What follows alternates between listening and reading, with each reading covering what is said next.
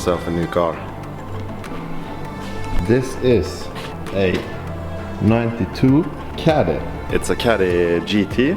I guess if you watch this channel, you know already it's basically a Mark 1 with a pickup back half. This was not really planned. I saw this thing online Wednesday night after having a beer. Thought to myself, it would be cool to own one.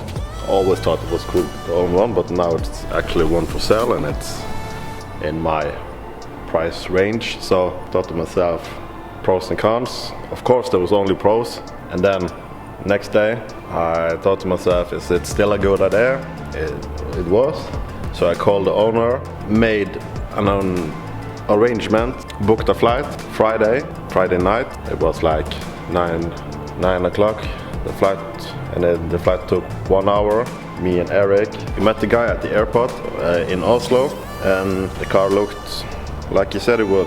It's far from perfect. It's been used, it's been used. He has had transported his bikes and engines in this, and yeah. We picked it up in Oslo. We filled the gas tank up. We drive from Oslo back to Bergen. It took all night over the mountains. And this is, yeah, as I said, it's a 1992. It's a Caddy GT. It's a 5-speed and it got the 1.8K jet engine. I think it's called JH, the engine code. It's pretty stark, really. It's only been lowered and there are some steelies on it, and that's about it. I'm not planning to do anything with it. I'm not gonna change the engine, not gonna wrench on it, hopefully. I'm just gonna use it. It's gonna be a summer car because KW, I need suspension for my Golf, and KW has a ridiculous long time for the coilovers I need, so I think it's 3 months, maybe more.